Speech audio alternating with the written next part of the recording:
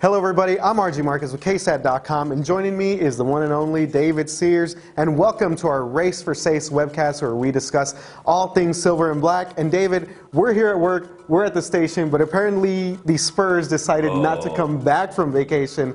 Rough loss to the Clippers the other night. Talk about that game a little bit. My fear has been reinforced. I don't want to see them. I don't want to hear about them. I won't even know they exist for the rest of the season, especially in the playoffs. Hey, if the Spurs got to lose the last 3 games of the year to avoid playing the Clippers in the first round, go ahead, or at all, go ahead. Just look, I don't want it. Man, what is it about the Clippers and the Spurs? I don't know. We were talking a little bit before we started this segment that Chris Paul just seems to be on his A game every time they play San Antonio. And DeAndre Jordan, he's got one shot. It's an alley-oop slam. After that, it's like, and he always gets 4 or 5 of them against the Spurs. He did it the other night. It's like, man. And I know Kawhi was out, but... Yeah, no Kawhi, no Manu. Of course, some of the Spurs personnel, Coach Pop and Tim Duncan, they left town for personal reasons and made it back before the game. So, we can sit here and say, oh, there were a couple of things here and there, but you really don't want to make excuses. They were just coming off a long break. It just seemed really like they didn't have the energy they needed, and the Clippers kind of brought it. I think the fact that Kawhi did not play was exposed, but I think what was really exposed was the fact that Manu Ginobili is not coming off that bench and kind of guiding those guys, and because the bench kind of looks lost a lot of times. Plus, he brought so much energy off that bench that I think he's really missed more. I don't want to say he's missed more than Kawhi. Right. He's just missed as much as Kawhi because he led that second team, and they don't have that energy. And then at the end of the game, he's pretty much running the point a lot of times towards the end and in the quarters. So, set play. Yeah, you were definitely right about that. So Kawhi Leonard obviously was out with a calf injury. There were some reports saying that he was maybe hurt a little bit before the All-Star break.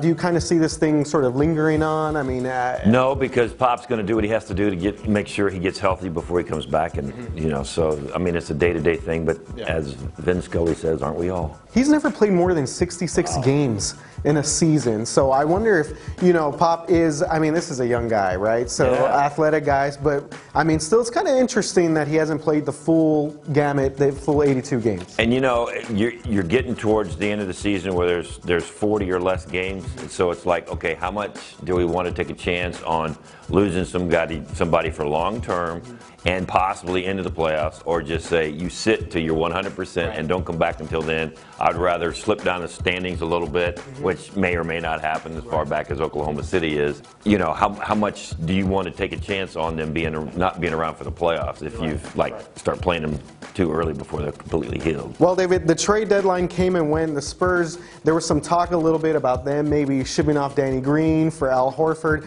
Are you just sort of glad that they stood pat and just kept the... They're fine. They're good. They weren't going to improve themselves that much going into the stretch if they could have, I guess LeBron for Danny Green wouldn't have been a bad trade, but, there was nothing out there. Up all game, LeBron here in San Antonio. That turned the heat down in the AT&T Center. Right. Oh, man. Yeah. Well, same here. I'm kind of glad they, didn't pull the trigger on it because, I mean, Danny Green's a solid defender, and I mean, do you really want to go with Jonathan Simmons against the Warriors, against the Thunder? I thought it was a good, even though it's a little intriguing, Al Horford and LaMarcus Aldridge down the road.